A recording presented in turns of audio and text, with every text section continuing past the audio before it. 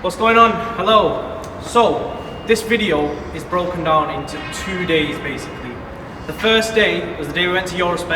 We got our remaps, we got a few things done to the exhaust. HORUS wasn't with us then, so I filmed it myself on my phone.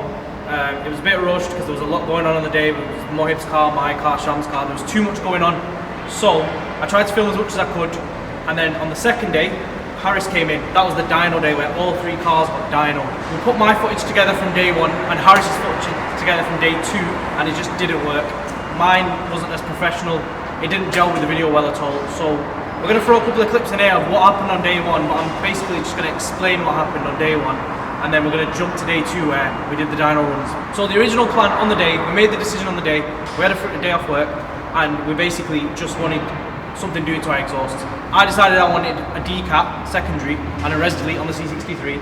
Muhib decided he wanted a res delete only. So we tried to see who was free that day. HORUS came up, they were free. We went in with my car first, as you'll see on the following clips. I wanted to keep my tone the same. I just wanted it more amplified, louder, but not a different tone like when you hear C63s that have been decatted and they sound a lot different to how they do factory. I didn't want that. I wanted to keep the factory sound. So straight away they told me that decat and res, secondary cat and res, is not what I'll need, because the reses make a bigger difference and will change the tone of the car. So they told me to delete the primary and secondary cat. They told me I'll also need a map for that, but I can temporarily run it without, just by coding the O2 sensor to work still. I went with that decision. Then Muhib got a deal put to him of getting his decat, his res delete, and going stage 2 straight away, all in one day. They said it's the same amount of work, it's going to take the same amount of time because they have to take his exhaust system out anyway. So he might as well do it today if he's going to do it, because we're not really that free. So it all became a mess. Muhib went with it. He said, I'm getting the map, I'm getting the decat, and I'm getting the res delete. He made his decision. I agreed to go with both cats rather than the secondary cat and delete, but I really couldn't make my decision on the stage 2 map. So what happened was, they did my cats, we listened to it, it was amazing, I was very, very happy. We did it on Instagram Live. The live's actually still on my page, you can actually watch it. It's about 10-15 minutes long.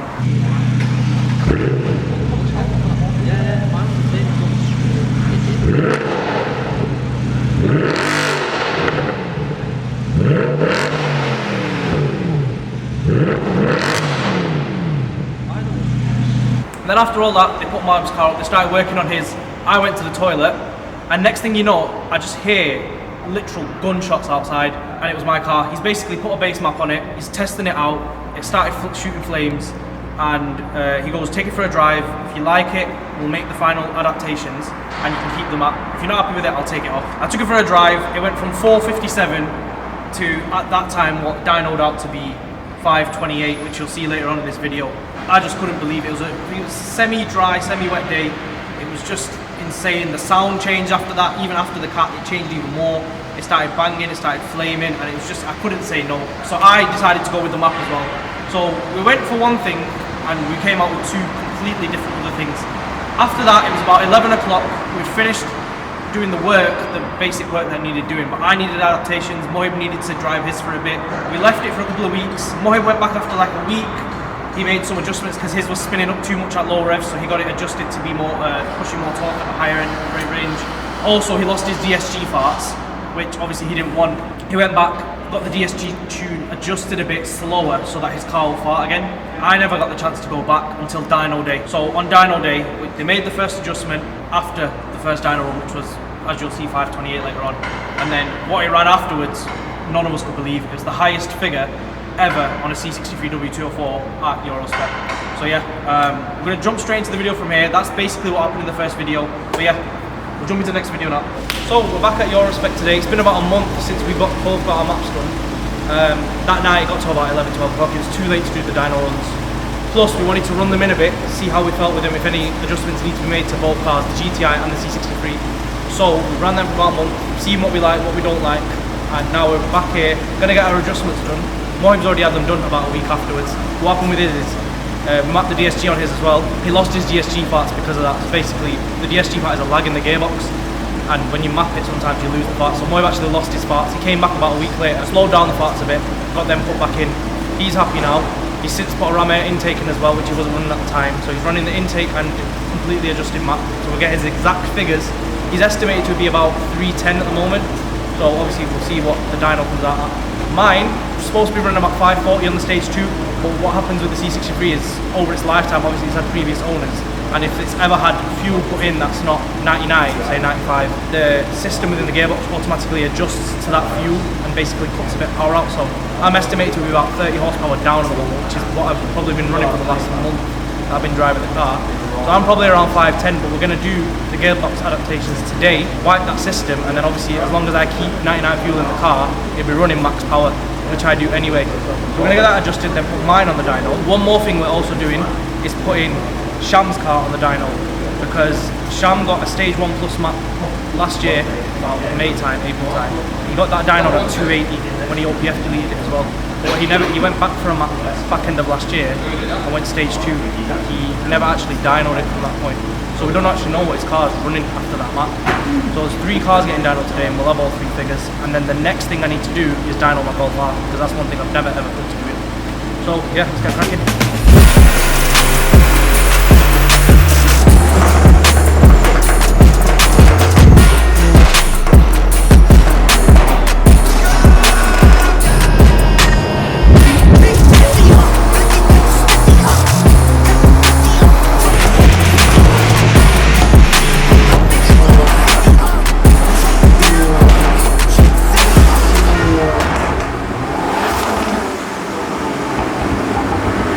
So the first run ran at 336 brake, but at 6k the wheels kept spinning up, so we went for a second run and it ran 320.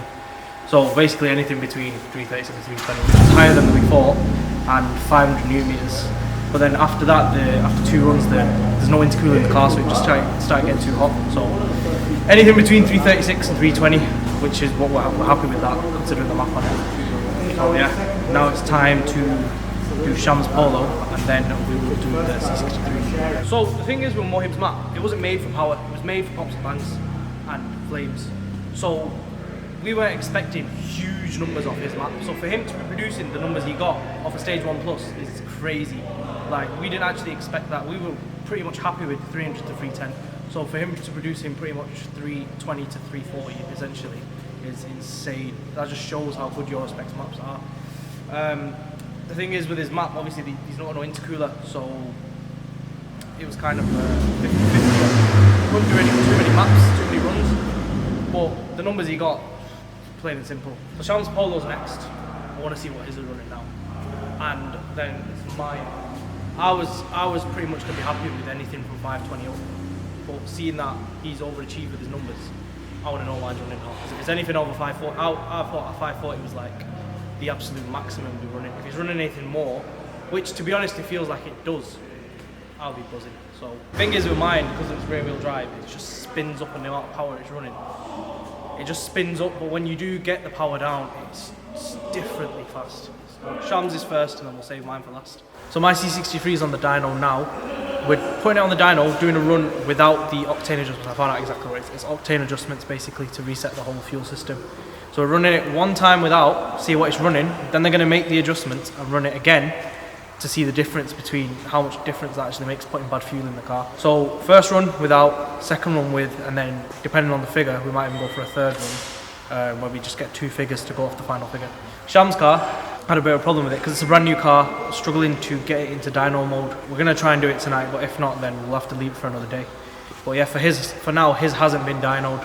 Hopefully we can get it done tonight, if not, we'll have to leave it for another day. But yeah, crack on with mine now.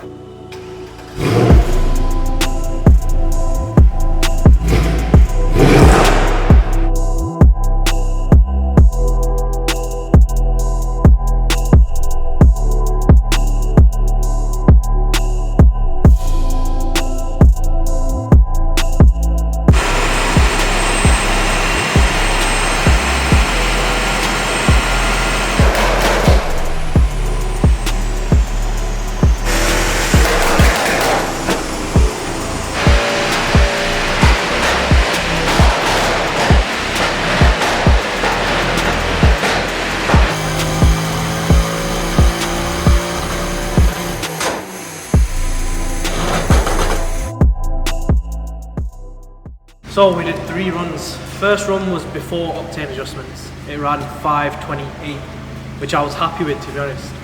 It was running 528 and 675 newton meters. Then they made the octane adjustments, ran the second one, and it ran 548. I couldn't believe it. 548 and 644 newton meters. And third run, they went one more time, and it ran 553. It's the highest number they've ever had out of a W204. At your respect, it's the highest number they've had by 3 horsepower. So 553 it's running now. I can't believe it, honestly, I'm buzzing. I said if it goes anything over 5, like 30, I'm happy. But to be running 553, and the way it shoots flames and everything is just perfect for me. I'm proper happy with it.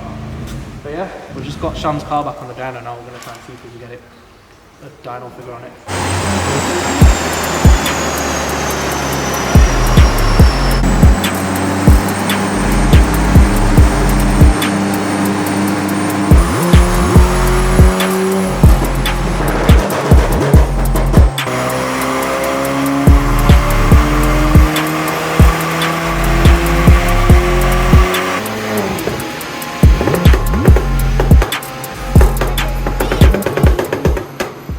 So, Sham dynoed at 298, so it was more than I was thinking. He kept saying to me, it's 280, it's 280, but his last dyno was 280, so I knew this one would be more.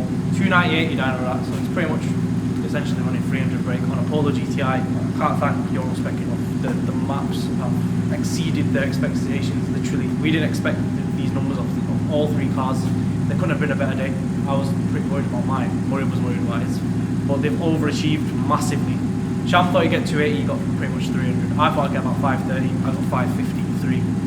Muhib thought he'd get 310, he's got between 340 and 320. So all 3 cars overachieved massively. And I've got to put intakes and stuff in yet. He's got to put intercoolers in.